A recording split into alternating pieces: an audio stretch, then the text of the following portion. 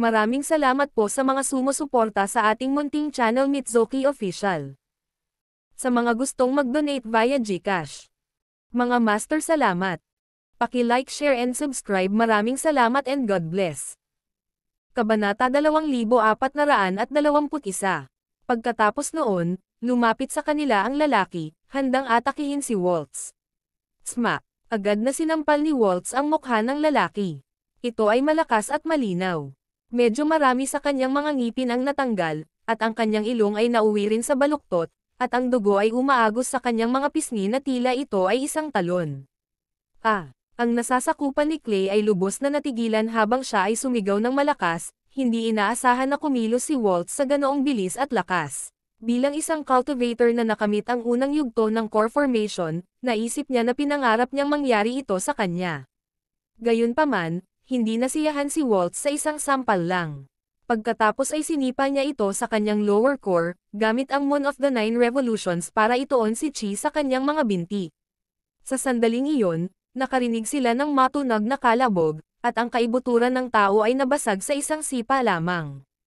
Halos mabutas na rin ang kanyang tiyan, dahil ang buong katawan niya ay pinalipad sa himpapawid, na marahas na bumagsak sa lupa. Namumutla ang mukha niya sa sakit habang sumusuka siya ng dugo.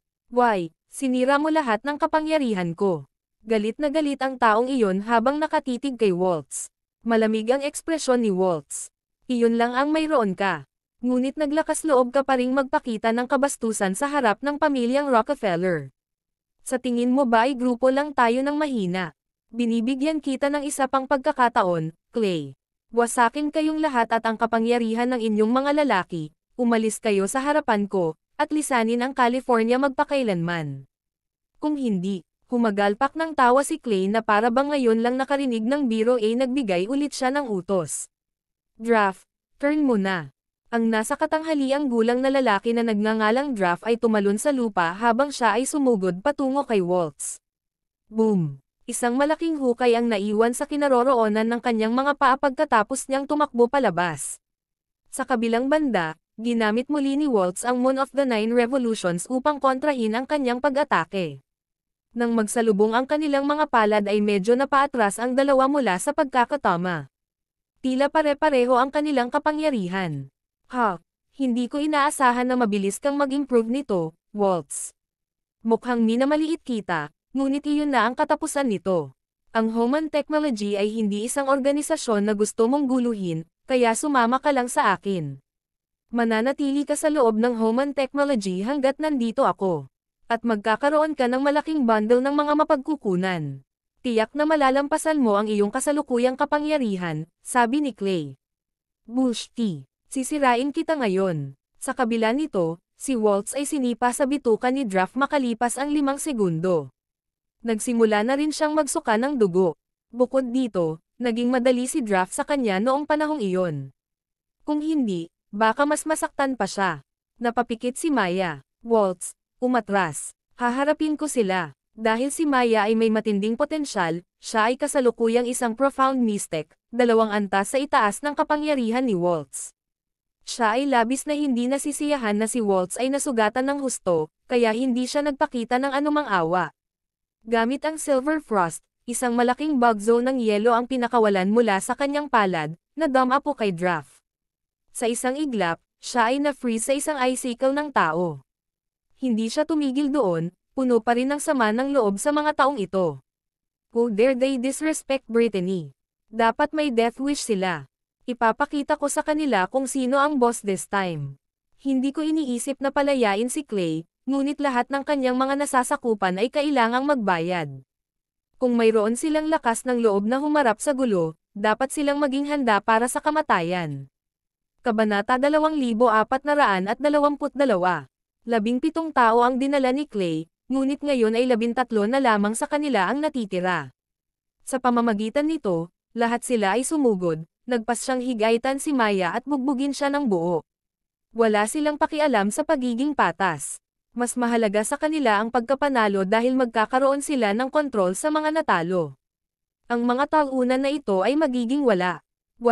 Gayunpaman, iba ang pinatunayan ng katotohanan. Noong una ay naisip ni Clay na magiging madali ang paghawak sa kanila pagkatapos nito. At saka, gaano man kalakas o kagaling si Maya, isa pa rin siyang tao na nagulat sa kanila. Bukod dito, dumudugo pa rin si Waltz mula sa kanilang mga naunang pag-atake, kaya naisip niyang may bentahe sila sa labanang ito. Kahit na hindi nila matalo ang mga ito, maaari pa rin nilang i-hostage ang isa sa mga babae at banta ang iba. Hanggat makuha nila ang kanilang mga kamay sa isa, ang iba ay magsisimulang magpanik at gagawin ang lahat upang maprotektahan siya. Kaya naman, naisip niya na siya ay mananalo. Sa totoo, splat, splat, sumama sa laban si Don, ang fairy doctor. Bam bam bam, mas maraming yelo ng tao ang nabuo sa lugar. Ang ilan ay agad na namatay dahil nabasag ang yelo. Nagulat ang grupo ni Clay. Hindi nila inaasahan na ang mabangong kagandahang ito ay tumalon sa kung saan. Higit na hindi inaasahan na makakaatake siya ng may ganoong kalaking kapangyarihan, papatayin sila bago sila makapag-react. Galit na galit si Clay habang sumigaw, lahat, atake. Ang kanyang kapangyarihan ay nasa 3 pwesto sa Flying Eagles Academy, at matagal na niyang nakamit ang Spirit Severing. Kung hindi niya inilagay ang kanyang puso sa alchemy, na-i-archive na niya ang Tribulation Crossing sa ngayon. Bumunot siya ng lumilipad na espada, ginamit ito para isa-isang pugutan ng ulo ang mga lalaki, dahilan para mapasigaw sila sa takot at sakit. Nawawala na ito, boss. Kailangan nating gamitin ang Plan B. May sumigaw. Ang fairy doctor ay hindi nag-alinlangan kahit kaunti, at siya ay umaatake sa kanila sa isang mabangis na bilis. Sa isang kisap mata, lumiit na ang kanilang grupo sa wala pang 10 tao. Tumalsik ang sariwang dugo sa buong lugar. Sa pamamagitan nito, napagtanto ng mga lalaki na ang mga babaeng ito ay hindi ordinaryong tao. Sa kabaligtaran, lahat sila ay parang sanay na sa mga ganitong madugong sitwasyon. Kung hindi pa nila naiisip kung gaano kalakas ang pamilyang ito, maghuhukay sila ng sarili nilang libingan. Simulan ang Plan B. Agad namang umatras ang grupo ng mga lalaki ngunit hindi umaatres sa pinangyarihan. Pagkaraan ng ilang hakbang pabalik, lahat sila ay naglabas ng isang maliit na bote na kasing laki ng kanilang mga hinlalaki. Sa loob ay isang hindi kilalang matangkad na pulang likido. Binuksan nila ito at nilagok lahat sa isang lagok. Ano ang iniinom nila? Si Cheryl, na nakatayo sa tabi ni Brittany, ay diretsyong nakatingin sa mga taong iyon. Alam niyang may nangyari. Nagkatinginan sina Don at Maya at sabay na napaatras. Naramdaman nila ang kakaibang enerhiya na nagmumula sa mga lalaking iyon. Biglang may kakaibang nangyari sa harapan nila. Ang mga taong ito ay nagmumutate doon at pagkatapos, ang iba ay tumubo ng kaliskis, naging itim na rin ang balat, parang naging sawa. Ang ilan ay tumubo ng mga buntot, na nagmukhang mga buwaya. Ang ilan ay nagpatubo pa ng mga sungay ng toro at naging 200 talampakan ang taas. Ang buong sitwasyon ay kakilakilabot lamang, ngunit ang gayong mga motisayon ay, sa katunayan, ay nagpapataas ng kanilang kapangyarihan ng husto. Sapat na ang kanilang aura para maalarma rin ang lahat. Mabilis ang isip ni Don at sinabing, huwag ka nang mag-aksaya pa ng oras. Maya, atake tayo. Nagmamadaling lumapit ang 2 babae. Biglang naglabas si Clay ng watawat mula sa manipis na hangin. Ang poste ng bandila ay nagsimulang lumaki hanggang 3 metro ang taas, at ang bandila ay may ulo ng toro para sa isang motibo. Boom! Ang pagdikit ng poste sa lupa, isang mahiwagang liwanag ang kumislap sa ilalim ng dumi, na nagpakawala ng isang malaki, napakalawak na puwersa. Mag-ingat sa bandilang iyan, sabi ni Don kay Maya. Mukhang ito ang simbolo para sa tribo ng Bull. Hindi natin kayang baliwalain ito. Huwag nating subukang ibaling ito laban sa ating sarili. Manatiling alerto, at kung may nangyaring mali, dalhin si Madam Brittany at ang iba pa para magtago. Agad namang sumigaw si Maya, inutusan ang iba na protektahan si Brittany at umatras kaagad. Ha, sa tingin mo ba ganoon kadaling umalis? Walang sino man sa inyo ang makakatakas ngayon, sabi ni Clay. Nagsisimula na ring mag-mutate ang katawan niya. 3 sungay ang lumitaw sa kanyang ulo, dahilan upang magmukhang kakaiba siya. Boom! Kabanata 2423. Sinubukan ni Maya na lapitan si Clay na may concentrated na frost chi sa kanyang kamay sa pamamagitan ng pag-activate muli ng silver frost. Gayunpaman, hindi niya maigalaw kahit kaunti si Clay, para siyang isang pader na bato. Bukod dito, Ang kanyang mga sungay ay naglabas ng isang maliwanag na sinag ng liwanag at mukhang ito ay nagpapaputok ng mga missile. Biglang tumama sa bituka ni Maya ang concentrated ray ng misteryosong liwanag na enerhiya, na naging butas sa gitna. Thud! Parang tinamaan ng kidlat ang katawan ni Maya nang bumagsak siya sa lupa ng husto, duguan ng husto. Ah! Maya! Ate Maya! Ang buong pamilya ng Rockefeller ay sumigaw, nababalisa at nag-aalala. Alam nilang malakas si Maya, pero nagkaroon siya ng matinding pinsala. Paano naging ganito kalakas ang mga taong ito sa maikling panahon? Muling nagsalita si Don, ngunit ang kanyang espada ay hindi makahiwas sa kanilang mga leeg, taliwas sa noong pinugutan niya sila ng buong kadalian kanina. Ano ang nasa bote na iyon? Isang uri ng banal na gamot. Nagulat siya dahil wala siyang nakitang gamot na kasing lakas nito. Wala rin sa mga sinaunang aklat ang nagbanggit nito. Ito kaya ay isang banal na gamot na nagmula sa bundok oro. Bagamat nalilito siya sa pagkabigla at pagkalito, nagmamadali pa rin siyang bigyan si Maya ng 2 healing pills. Siya ay matapang na harapin ang isang mutated na kaaway ng mag-isa, ngunit ito ay napakahirap. Siya ay natalo. Ang isa sa mga mutated na lalaking iyon ay nilaslas si Don sa likod sa loob ng 30 segundo, na naging sanhi ng pag-agos ng dugo mula sa sugat. Napakalubha ng pinsala na halos mabali ang kanyang gulugad sa kalahati. Lahat ng babae ay namutla, tila nagalit. Humakbang si Waltz, ginamit ang kanyang katawan bilang isang kalasag para sa iba. Clay, kung gusto mo pa silang saktan, dadaan ka muna sa akin. Para sa ilang kadahilanan, hindi nabigla si Clay sa isang bagay na ito. Tinitigan niya si Waltz, malamig at sadista ang ekspresyon. Sa tingin mo ba ay kasing halaga ka pa rin ng dati? Sanay ka na, Waltz. Isa kang pagod na manika. Handa akong makipaglaro sa iyo paminsan-minsan, alang-alang sa nakaraan nating pagkakaibigan. Pero huwag mong isipin na ikaw pa rin ang lahat ng iyon. Galit na galit si Waltz. Paano niya nasabi iyon tungkol sa akin? Pero bang itinapon niya sa bintana ang nakaraan naming pagkakaibigan? Ang lalaking ito, maaaring isa siyang magaling na aktor noon, o ganap na siyang nagbago. Ngumiti si Clay ng nakakaloko. Sige, Waltz, naiintindihan mo ba ang sitwasyon mo ngayon? Aaminin ko na nakaramdam ako noon ng bahagyang pagkahumaling sa iyo. Kaya mas mabuting akitin mo ako bago mawala ang pakiramdam na iyon. Pakiusap sa akin ang iyong katawan. Kung nasiyahan ako, baka palayain ko na lang ang mga magsasaka na ito. Saway ni Waltz, naiinis ka sa akin. Naloko kami ni Asher noon. Ngayong naipakita mo na ang iyong tunay na kulay, hinahamak kita. At mababa ang tingin ko sa'yo. Tignan mo lang sarili mo. Hindi ka tao, mas masama ka sa multo. Ikaw ay isang tao lamang na may ulo ng toro, isang hayop. Smack! Si Clay ay gumalaw ng medyo mabilis, tulad ng isang toro. Lumapit siya kay Waltz at binigyan siya ng isang malakas na sampal sa mukha niya matapos marinig ang mga sinabi nito. Puno ng lamig ang mga mata niya. Kung iyan ang iniisip mo, wala na tayong ibang pag-uusapan. Mula sa araw na ito, ang pamilyang Rockefeller ng California ay mapapawi sa kasaysayan ng Amerika. Ano pa ang hinihintay nyo, boys?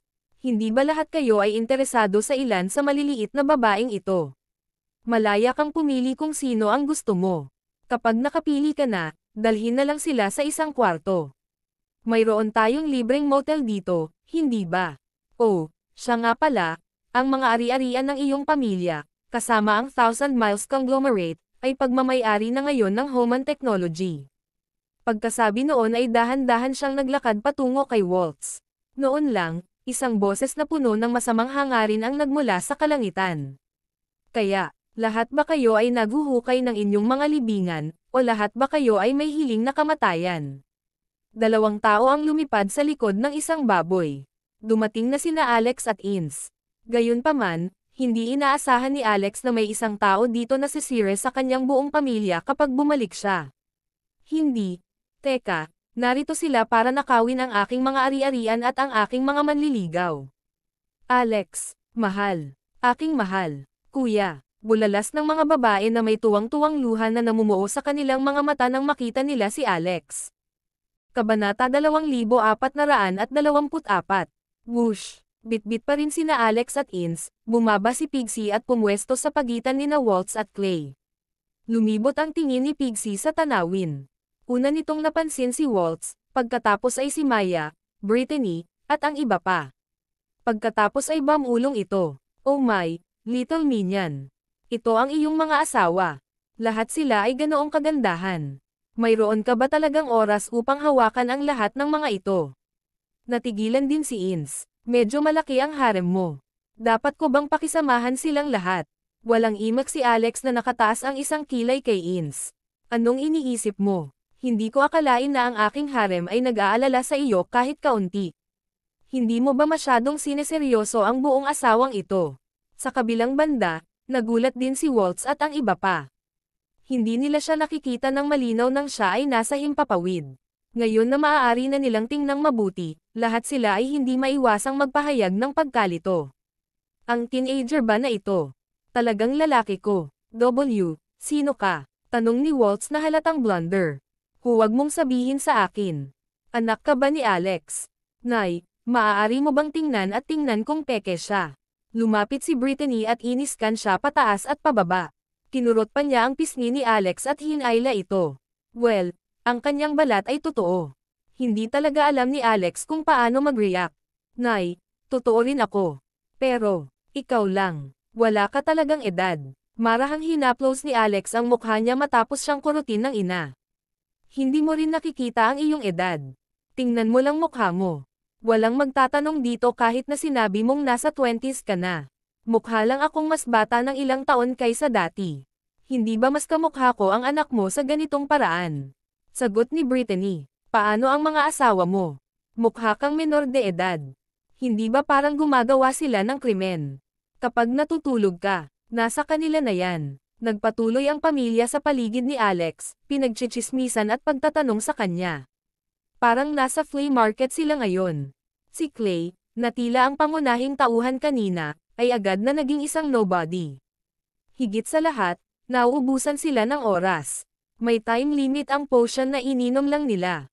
Ayon sa unang anak na babae ng Human Technology, ang potion ay magbibigay ng kapangyarihan ng isang imminent immortal, na parang kalahati ng kapangyarihan ng isang immortal. Gayunpaman, kapag ang epekto ay nawala, sila ay magiging mahina at kakailanganin ng ilang araw upang mabawi. Kaya naman, pinakamahusay na huwag gamitin ang gamot na ito maliban kung kinakailangan ito ng sitwasyon. Hoy, mga tusok kayo. Nakalimutan mo na ang sitwasyon mo dito ha. Patay na ba kami sayo? Nagsalita ang isa sa mga nasasakupan ni Clay, na may karneng pakpak sa likod. Lubhang hindi siya nasisiyahan sa mga saloobin ng mga miyembro ng pamilyang Rockefeller. We literally have the upper hand here, yet you are all in the mood for a chit-chat. Hindi ba't medyo walang pakialam kayong lahat? Bahagyang tumingin sa kanya si Alex. Magtiwala ka, huwag mong tanungin ang iyong sarili. Ano ang ibig sabihin nito? Matapos isipin iyon, napagtanto ng lalaki ang ipinahihiwatig ni Alex. Ibig sabihin, nakita nga sila ni Alex bilang mga patay na tao. ****starred ka, sino ka sa tingin mo? Nakasakay ka lang ng baboy dito, at sa tingin mo isa kang maalamat na karakter tulad ni Pixie. Malamig na tumawa ang lalaking iyon. Nalungkot si Pixie sa sinabing iyon at nagsalita. Ako si Pixie, isipin mo. Siya ang aking munting alipin. Napalitan ba ng Ashley ang mata mo? Paanong hindi mo nakita iyon, magsasaka? Ano, galit na galit ang lalaking iyon. Hindi niya akalain na ang baboy ng lahat ng bagay ay lalaitin din siya. Mamatay. Gagawin kitang inihaw na baboy. Gayunpaman, nawala si Pixie sa manipis na hangin nang malapit na siyang umatake.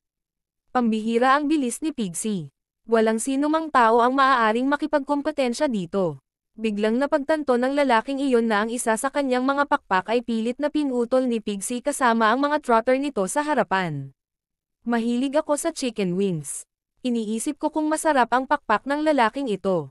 Ang demonyong baboy ay nagsimulang ma-addict sa pagkakaroon ng mga pakpak matapos kainin ang huling pagkakataon ng mga pabo reel. Kaya naman, ito ay palaging makakakuha ng udyok na chomp down sa mga pakpak sa tuwing ito ay nakakita ng anuman.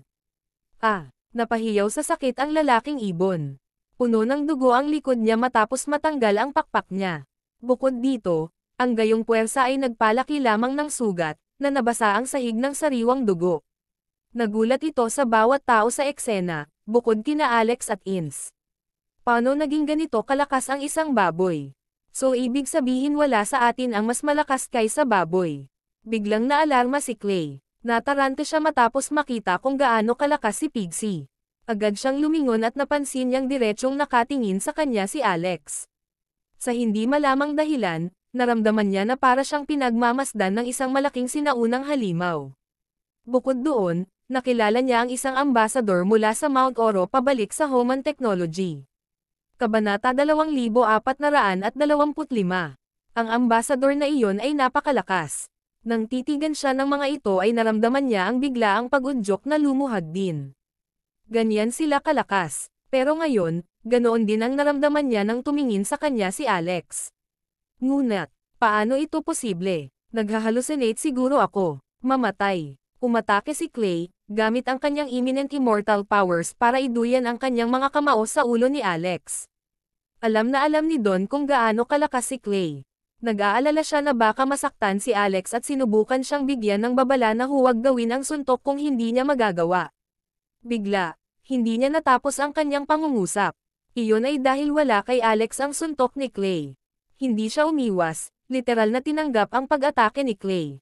Gayunpaman, tulad ng kanyang kamao ay 1 pulgada lamang ang layo, ito ay naharang ng isang mahiwagang puwersa at hindi na nagawang mapunta ang suntok sa katawan ni Alex. Hindi makapaniwala si Clay sa kanyang mga mata. Talaga bang nangyayari ito? Umiling si Alex. Akala ko napakalakas mo simula nang dumating ka at sinubukang sirain ang pamilya ko. Ngunit ito lang ang mayroon ka. Hindi ka kasing lakas ng isda sa dagat. Ginamit ni Clay ang lahat ng kanyang lakas, lahat ng kanyang 3 sungay ay nagsimulang kumikinang. Pagkatapos nito, nakilala niya ang kanyang pagkamatay. Iyon ay dahil interesado si Alex sa kanyang mga sungay, hinawakan ang mga ito at hinayla ito ng marahas. Mo! Nagpakawala si Clay ng isang masakit na sigaw habang ang isa sa kanyang mga sungay ay hinihila sa kanyang katawan sa pamamagitan ng puwersa. Isa pa, tinignan lang ito ni Alex at itinapon sa isang tabi na halatang naiinis. Ano ito? Basura. Pagkatapos ay hinugot niya ang 2 pang sungay, itinapon din ang mga ito. Ito ay napaka-brutal at madyugo na ginawa nitong manhid ang anit ng lahat. Monotonous na sabi ni Alex, bakit mo piniling maging hayop kung pwede ka namang maging tao? Basta, tandaan mo na maging mabuting tao ka sa susunod mong buhay. Nabubuo ang isang puting bola ng liwanag sa kanyang kamay, isang kidlat ang tumama kay Clay. Matapos tanggalin ang kanyang mga sungay, napagtanto ni Clay na ang kanyang kapangyarihan ay ganap na naubos. Ang kanyang katawan ay nahulog sa mahinang estado ng mas maaga kaysa sa inaasahan. Hindi niya posibleng talunin si Asher sa puntong ito, lalo na si Alex. Kaya ang tanging nagawa niya ay sumigaw. Tumigil ka, pangalawang kapatid ako ni Waltz. Ako ang iyong bayaw. Hindi mo ako mapapatay. Bayaw. Clay Ember. Oo. Ako si Clay Ember. Hehe. Misunderstanding lang ang lahat ng ito. Pamilya tayong lahat, di ba? Nilinga ni Alex si Waltz ngunit napansin niya ang mga mantsa ng dugo sa kanya. Ikaw pala Clay. Oo. Ako ito. Kailangang sumuko si Clay, sa ngayon, pinipigilan ang kanyang mga luha dahil sa takot. Sino ang diablo na ito, at saan siya nanggaling? Ngunit sa pagtingin sa kanyang tono, sa palagay ko, mabubuhay ako sa ibang araw. Pero muling nagsalita si Alex. Huwag kang mag-alala. Pipili ako ng magandang lugar para sa iyong libingan. Magpahinga sa kapayapaan pagkatapos. Muli niyang ibinuka ang palad habang napuno ng kuryente ang hangin. Sa huli, si Clay ay naging isang tumpok ng laman. Marahang hinaplos ni Alex ang mukha ni Waltz. Waltz, kahit kapatid mo siya, hindi ko siya mapapatawad sa pananakit niya sa iyo. Hindi mo naman ako sinisisi, di ba? Nararapat niya ito. Namumula ang mga mata ni Waltz, ngunit huminto siya sandali at nagpatuloy. Alex, mukha kang babae ngayon. Smack. Hinampos siya ni Alex ng mahina sa likod. Sisiguraduhin kong ipapakita ko sa iyo kung lalaki ako o babae mamaya. Sinubukan ng mga nasasakupan ni Clay na tumakas matapos makita si Alex na pinatay ang kanilang pinuno ng napakadali. Sa kabila ng kanilang pagsisikap, sumugod si Alex at hinarangan ang labasan. Dahil nandito kayong lahat, hindi kayo dapat umalis. Ang mamatay ng magkasama ay mas makabuluhan. Asterisk asterisk asterisk. Mayroong 18 palapag na modernong gusali na itinayo sa tabi ng Westlake na kabilang sa Homan Technology. Isang babaeng naka-opisina ang kasalukuyang nakaupo sa isang leather chair. Lumingon siya sa matandang katabi niya at sinabing, "It's almost time, right? Ang 1,000 Miles Conglomerate ay dapat na atin na ngayon. Kailangan nating makuha ang formula ng kanilang Heavenly Potion." Kabanata 2426. Ang babae ay hindi masyadong matanda. Siya ay mga 24 o 25 taong gulang. Siya ay nagkaroon ng isang nakamamanghang hitsura. May pagmamataas sa kanyang mga kilay, na iba sa mga mortal na babae, pati na rin ang languidness. Nakasuot siya ng itim na OL suit at may kahangahangang figure at isang pares ng napakahabang binti. Ang kanyang kutis ay maputi, at malambot, kasing seda na makinis gaya ng gatas. Siya ay may isang pares ng malambot at payat na mahabang binti. Ang kanyang arko ng paa ay maganda ang hiyubog, na may mga daliri sa paa ng cardamom na napakarilag bilang isang souffle. Ang kanyang mga kuko sa paa ay may burden ng malabong pattern ng bulaklak. Detalyado ang paglalarawan dahil nakapatong ang pares ng mahabang binti ng babae sa tapat ng mesa. Marahan niyang niyugyug ang hubad niyang mga paa at napakaginhawa. Ang matandang lalaki sa tapat ng mesa ay may puting balbas. Nakatayo siya sa tapat ng mesa, nakaharap sa babae na may kabab ang loob, hindi man lang nangangahas na sumulyap ng mas matagal kaysa kinakailangan sa babae. Sa halip ay nakatitig siya sa isang palayok ng halaman sa tabi niya nang sabihin niyang, "Madam, ang Heavenly Formula Medicine ng 1,000 Miles Conglomerate ay nakakapagpagaling lamang ng mahihirap at masalimuot na sakit ng mga ordinaryong tao, at maaaring walang formula ng tableta, naruroon sa likod nito." Tiningnan siya ng babae at tinawid ang kanang paa. Gamit ang kanyang mga daliri sa paa, kinuha niya ang isang piraso ng papel sa tabi niya at itinapon ito. Ang napakaordinaryong papel na iyon ay binaril sa matanda na parang kutsilyo. Nakatitig ang matanda sa berdeng mga rosas, ngunit tila may isang pares ng mga mata sa tuktok ng kanyang ulo nang agad niyang iniunat ang kanyang kamay na may misteryosong siksik na enerhiya sa pagitan ng kanyang mga daliri at isang mahinang kislap ng lilang liwanag na sumalo sa piraso, ng papel na may walang kapantay na katumpakan. "Tingnan mo. Ito ang impormasyon na nakuha mo lang." Inilagay ng babae ang kanyang mga paa sa isang pares ng puting mataas na takong, at nang tumayo siya, nagbigay siya ng mas malalim na pakiramdam ng pang-aapi. Ang mga binti ay parang mga haligi ng jade. Sa matataas na takong, maaaring umabot ng 1.9 metro ang kanyang taas. Ang susi ay ang kanyang katawan ay perpekto, tulad ng isang supermodel. Kumuha siya ng bote ng gatas at uminom ng straw habang sinasabi, "Huwag maliitin ang negosyong ito." Napansin ng Olympus Tribe ng Mount Oro ang 1,000 Miles Conglomerate. Nakakatulong ito sa kanilang katawan. Hanggat tayo ang unang makakakuha nito, mapapatibay natin ang ating relasyon sa Olympus Tribe ng Mount Oro. Pagkatapos, pipigilan nito ang kanilang relasyon sa ibang mga plutocrats. Tumango ang matanda at sinabi, "Okay, madam, hihilingin ko sa mga miyembro na kumilos ng mabilis." Gaya nga ng sinabi, isang babaeng secretary ng Homan Technology ang nagmamadaling kumatok sa pinto. "Madam, may nangyari. Anong problema? Bakit ka ba nagmamadali?" Humigop ang babae sa karton ng gatas, at dinilaan ang kanyang mga labi. Medyo hindi nasiyahan, inilibot niya ang kanyang mga mata at tumingin sa babaeng sekretarya. Sinabi ng babaeng sekretarya, hinihiling ng pamilyang Rockefeller ng California na pumunta ang boss ng Homan Technology sa pintuan ng bahay ng pamilyang Rockefeller bago mag-alas 6 ngayong gabi upang aminin ang kanyang mga pagkakamali. Kung hindi, ang Homan Technology ay ibagsak. Nang marinig ito, wala pang oras ang babae na lunukan ang gatas sa kanyang bibig nang ibulalas niya ito. Makalipas ang 2 segundo, humagalpak siya ng tawa. Ang pamilyang Rockefeller ng California. Anong klaseng pamilya yan? Wala pa akong narinig na ganitong pamilya. Napakalakas ba nila? I guess it's a uncouth family again that is clamoring for attention and wanting to take advantage of our Homan Technology's name to increase their popularity. Hindi natin kailangang bigyang pansin ang gayong hindi gaanong kahalagahan. Tandaan, ang ating Homan Technology ay ang nangungunang plutocrat sa mundo na hayagang kinikilala ng mundo. Imposibleng bulag na pinamumunuan ng mga walang prinsipyong tao. Kung ang pamilyang Rockefeller na ito ay nagdudulot ng malaking gulo, agad nating sirain ang mga ito. Ang babaeng ito ay may pakiramdam ng pagmamataas sa kanyang mga salita. Tila siya ay nakatayo sa mga ulap, nakatingin sa lahat ng nilalang. Para siyang isinilang para maging diwata sa langit, habang ang iba ay putik sa lupa, hindi kwalipikadong makipaglaban sa kanya. Ang kanyang pangalan ay Shirley Hancock, ang pinakaunang ginang ng pamilya Hancock, isang nakatagong plutocrat.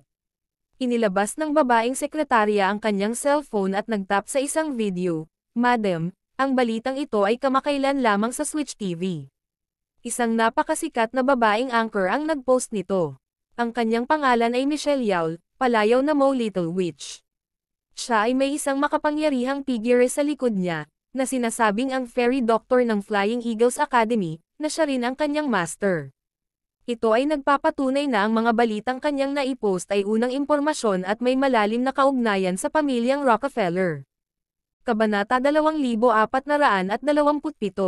Matapos makinig, hindi na masyadong pinansin ni Shirley at sinabing, sa ngayon, bumabawi na ang lahat sa mundo, at unti-unting lumalapat ang aura. Nahuli na rin ang Flying Eagle Academy na sikat noon. Ang pinakamalakas na kapangyarihang labanan ngayon ay nasa tuktok ng Bundok Oro. Yung iba wala lahat. Sa cellphone ng babaeng sekretarya, ang nilalaman ng video playing ay eksaktong ultimatum na inilabas ni Alex sa Homan Technology.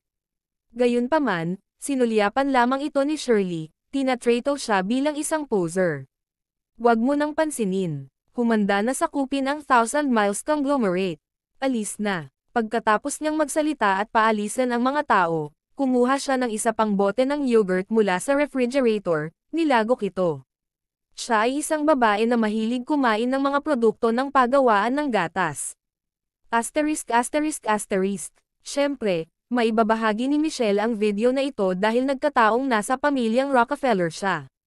Tuwang-tuwa si Mo Little Witch na makita si Alex kaya niyakap niya ito ng mahigpit at sinabing ipopost niya ang impormasyon tungkol sa pagbabalik nito sa kanyang livestream upang hampasin ang ilang tao sa mukha dahil maraming tao sa kanyang livestream akala ko patay na si Alex at hindi na siya makakarating pabalik. Bumalik si Alex sa pagkakataong ito at hindi na niya balak na maging low profile. Nag-record lang siya ng video at pina-upload niya si Michelle. Bilang resulta, itinuring ito ni Shirley bilang hangin nang ma-publish ang video na ito, ngunit sumabog ang live chat room. Bakit? Mataas ang momentum ng pag-unlad ng Homan Technology dahil sinusuportahan ito ng mga nakatagong plutocrats. Sa makatuwid, ang paggamit ng mga mapagkukunan ay hindi mauubos. Kamakailan lamang, nalaman na ang kumpanya ay kinagiliwan ng mensahero ng Diyos ng Mount Oro, kaya naging isa sa mga tagapagsalita ng mga Diyos sa lupa. Ang pagkakakilanlan na ito ay badass.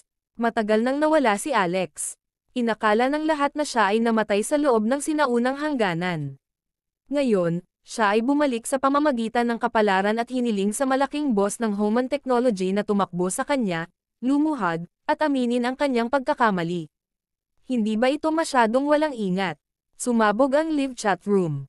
Michelle, akitin mo ang kapatid mo. Masyadong mabilis ang pagbabago. Ang mundo ngayon ay iba sa nakaraan. Ang Homan Technology ay may malaking suporta ng Mount Oro. Hindi natin sila kayang labanan.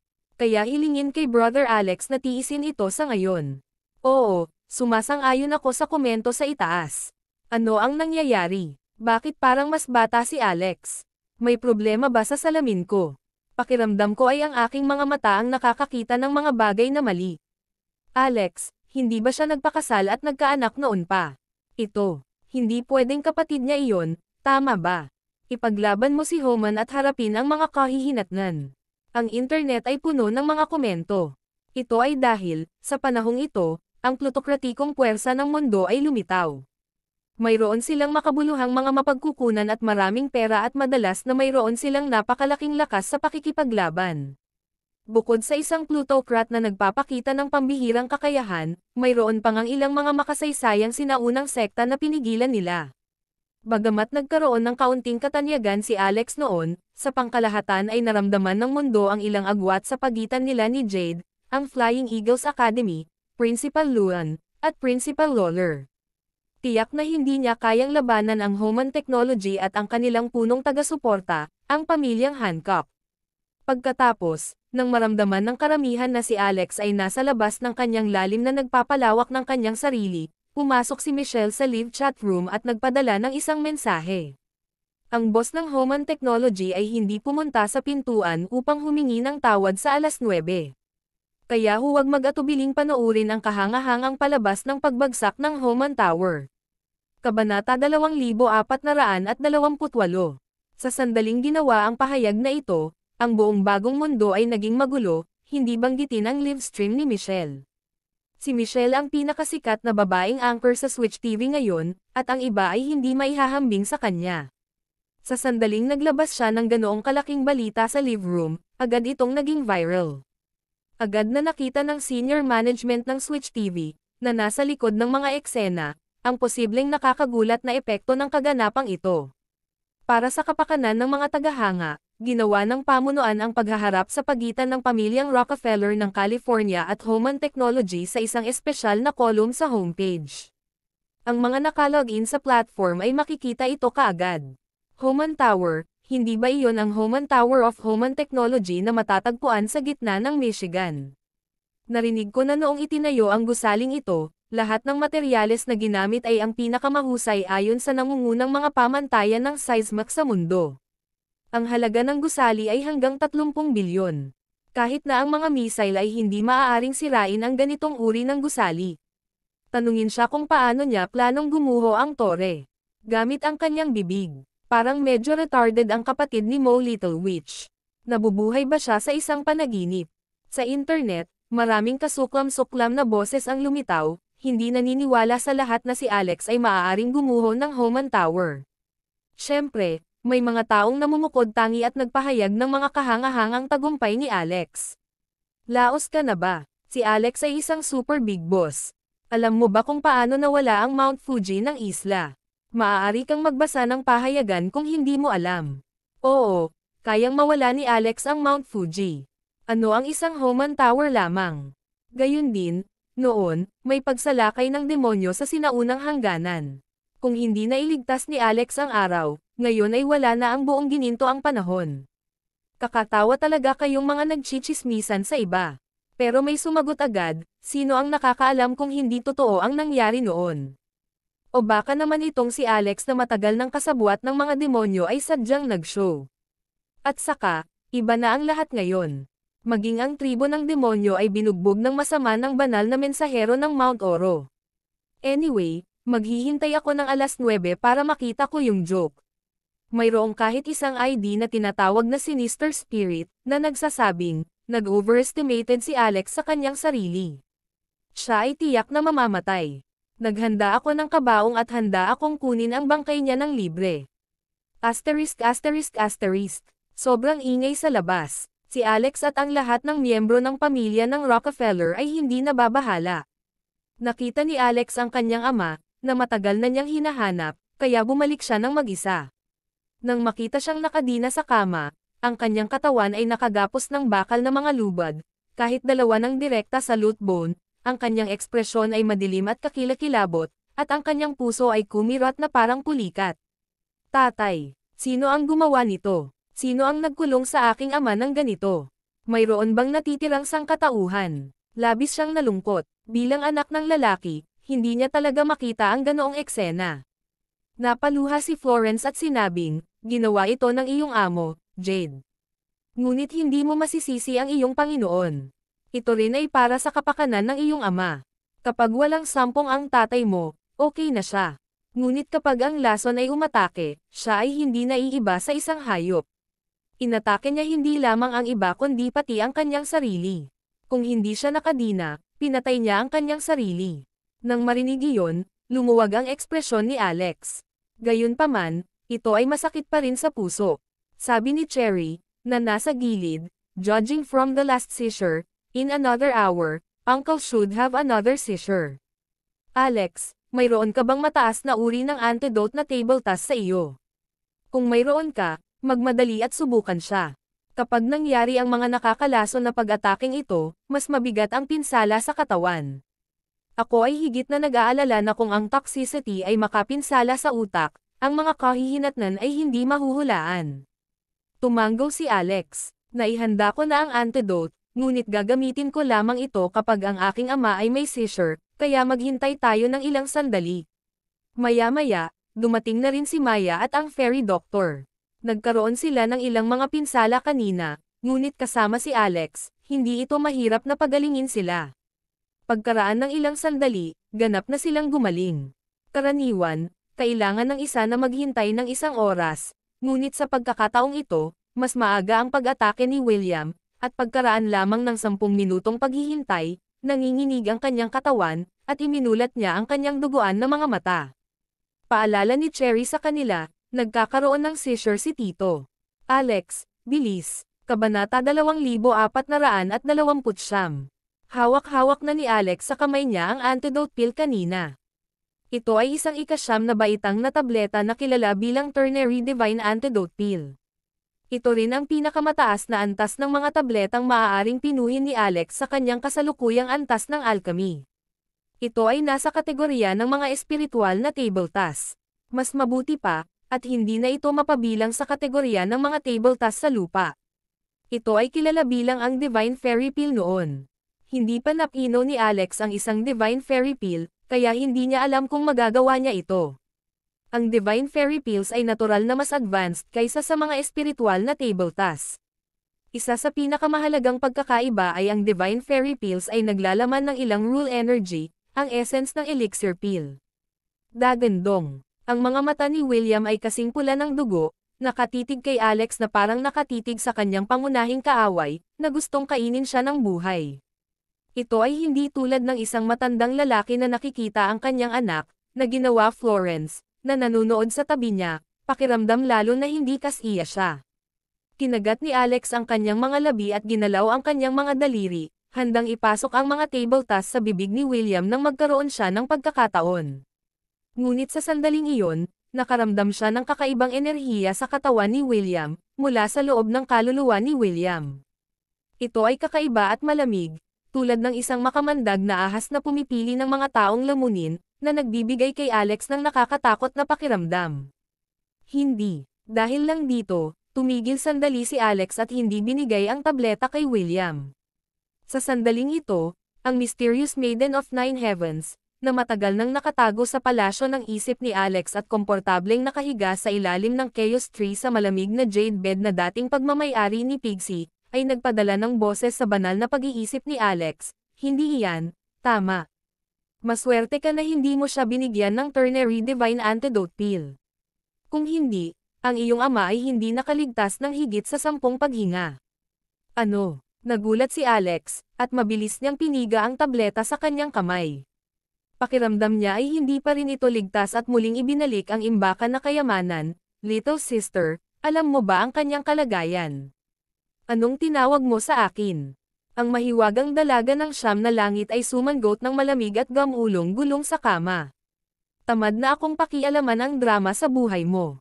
Matutulog na ako. Ang kamalayan ni Alex ay nagmamadaling bumaon sa palasyo ng pag-iisip at lumitaw sa gilid ng kama ng Mysterious Maiden of Nine Heavens habang nahihiyang sinabi niya, Kuya, ikaw ang aking tunay na kapatid.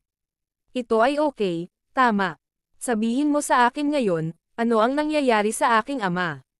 Malamig na tumawa ang mahiwagang dalaga ng Nine Heavens. Sino ang gustong maging tunay mong kapatid? Hindi nakaimik si Alex. Talaga bang nakikipagtalo siya sa kanya tungkol sa pagtatalaga sa mga sandaling tulad nito? Kung gayon, tatawagan kita bilang aking bayaw. Bro-in-law, multo kang malaki ang ulo. Ako ang iyong Panginoon. Kailangan mo akong tawaging master. Bueno, aking Panginoon, maganda at dakilang Panginoon, maaari mo bang sabihin sa akin ang totoo ngayon? Tumingin sa kanya ang misteryosong dalaga ng siyam na langit at sinabing, ay massage mo ang likod ko. Kailangang i-diffuse ng katawan na ito ang mga meridian.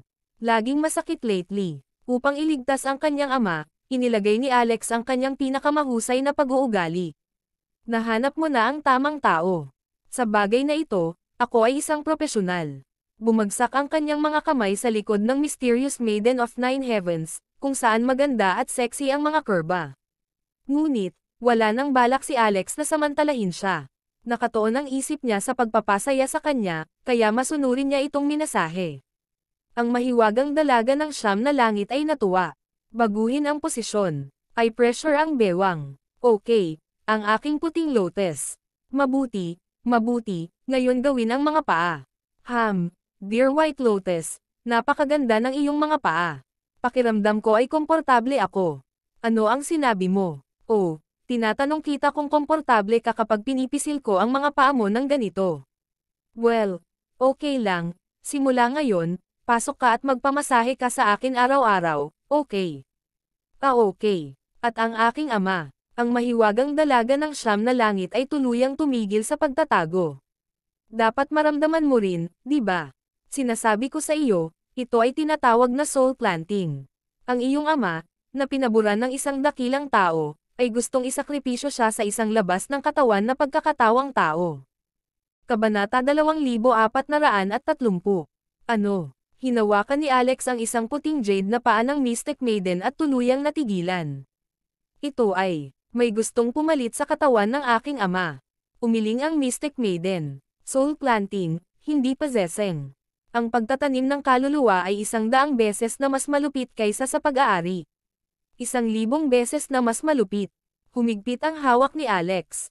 Nanginginig ang kanyang puso. Bahagyang kumunat ang magagandang kilay ng Mystic Maiden. Masyadong mahigpit ang pagkakahawak ni Alex at kinurot siya ng masakit. Gayunpaman, sa pagkakataong ito ay hindi na niya ito pinagalitan. Sa halip, malumanay lang siyang kumawala at pagkatapos ay nagsabi, ang mga taong pinili ng mga dakilang tao na itanim ang kanilang mga kaluluwa ay mga pinakamataas na henyo. Kaya, kung gayon, ang iyong ama ay napakatalino. Kung hindi niya naranasan ang ganitong sitwasyon. Nahulog si Alex sa kanyang kama sa kanyang puwitan. Ang pag-alis ng katawan ay malupit na. Ang pagtatanim ng kaluluwa ay 100 beses na mas brutal kaysa sa pagkuha ng katawan ng 1,000 beses. Hindi niya talaga maisip kung gaano kasakit iyon. Pagkatapos noon, binigyan siya ng paliwanag ng Mystic Maiden kung ano ang soul planting. Napakataas ng mga kinakailangan para sa spellcaster at sa tatanggap ng spell. Una, ang spellcaster ay dapat na may antas ng paglilinang sa itaas ng Diyos at isang mataas na antas ng pananaliksik sa mga sining ng kaluluwa, kung gayon, ang pisikal na kalidad ng tatanggap ng spell at ang estado ng kaluluwa ay dapat ding maging makapangyarihan.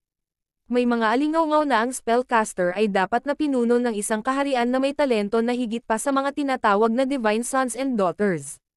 Anong uri ng malupit na mga kondisyon ang mga ito?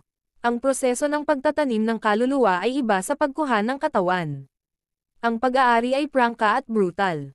Ginamit nito ang mga kaluluwa nito upang lipulin ang mga kaluluwa ng ibang tao. Ang kanilang mga kaluluwa ang kukuha at kontrolin ang laman, hindi ganoon ang pagtatanim ng kaluluwa.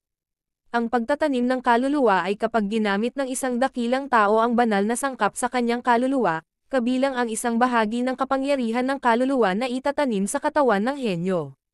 Kaya, ang kaluluwa ng henyo ay dahan-daang nagpakain sa kapangyarihan ng kaluluwa ng caster. Sa unang yugto, maaaring hindi ito maramdaman. Pero habang lumilipas ang panahon, mas lalong sumasakit. Ang kaluluwa ng enchanted na tao ay mauubos at mabagal. Higit sa lahat, dahil sa kaluluwa ng dakilang tao, ang laman at katawan ng enchanted na tao ay maaapektuhan ng isang uri ng divine order energy. Ang epekto ay katulad ng pagkalason, na talagang proseso ng patuloy na pagsasakripisyo ng laman at subliminally. Sa huli, ito ay katulad ng pag-aari dahil ang laman ay ganap na kontrolado ng iba. Sabi ng mistikong dalaga, may mga tuntunin ang langit at lupa, may kaayusan ang sagrado. Ang pagmamay-ari ay isang napaka-low-end na operasyon dahil ito ay simple at crudo. Mayroon ding mga malalaking disadvantages. Kung mas makajos ang karakter, mas malamang na magkaroon ng pag-aari. Ito ay dahil may utos ang Diyos, at magkakaroon ng backlash ang pagkakaroon. Ang pagkawala ay hindi katumbas ng pakinabang. Kahit na ang isa ay matagumpay, walang dapat ipagmalaki. Ngunit, ang magtanim ng kaluluwa ay ganap at lubos na gawing iyong sarili ang ibang tao. Ang pagkuha sa katawan at kaluluwa ng isang tao ay nangangahulugan ng pag-alis sa kanilang kapalaran at makalangit na landas ng Diyos, na katumbas ng pagnanakaw ng nilikha. Habang nagsasalita ang Mystic Maiden, bumantong hininga din siya at nagsalita tungkol sa isang nakaraang insidente, na nagsabing minsan ay nakilala niya ang isang kaibigan na isang henyong banal na anak ng isa sa mga dakilang mundo, isang reinkarnasyon ng isang napakahusay na tao, ipinanganak na may makalangit na talento, ngunit nauwi sa pagkuha ng isang matandang lalaki na malakas ang background. Siya ay nahuli upang itanim ang kaluluwa. Matapos dumaan sa maraming paakit, sa wakas ay kinailangan niyang mabautizimuhan ng 3,000 kulog na pagdurusa ng 9 na langit at 10 lupa. Tanong ni Alex, ano ang nangyari sa huli nitong kaibigan mo? Malalim at malayo ang tingin ng Mystic Maiden bago siya tuluyang bumantong hininga. Nagtagumpay ang kapigatian, at nakaligtas siya. Ngayon, natatakot ako na ang kanyang tagumpay ay tumaas. Ngunit hindi siya iyon. Ito ay pagkakatawang tao ng ibang tao. Wala bang anumang solusyon? Meron. Ano ito? Hanapin mo yang caster. Pagkatapos, ang iyong ama, naman, ay lumalabag sa kanyang pagkakasunod-sunod ng banal na landas, ngunit mukhang wala kang sapat na oras. Ayon sa kasalukuyang sitwasyon ng iyong ama, tinatansya ko na kailangan niyang maranasan ang kapigatian ng hindi hihigit sa 1 taon. 3,000 pagdurusa sa kulog at 9 na pagkamatay. Ang agwat ng lakas sa pagitan mo at ng taong iyon ay 100,000 milya. Matapos makipag-usap sa Mystic Maiden, sumama ang mood ni Alex. Matapos bumalik ang kanyang kamalayan sa kanyang pisikal na katawan, tumingin siya sa kanyang ama, si William, sumisigaw at sumisigaw. Ang mga kadena sa kanyang katawan sa pamamagitan ng buto ng Lot ay marahas na naputol, na hinayla ang buto ng Lot na malapit ng mabali. Napuno ng dugo ang kanyang 2 balikat. Ang kanyang ekspresyon ay kakilakilabot at walang isip. Pero, walang magawa si Alex. Alex, ano bang nangyayari sa'yo? Bilisan mo at pakainin si Tio ng panlunas. Udyok ni Cherry. Hindi niya kayang tiisin ang pananakit ni Alex sa sandaling ito. Si Alex, na may pulang mata, ay umiling. Huwag mong ibigay sa kanya.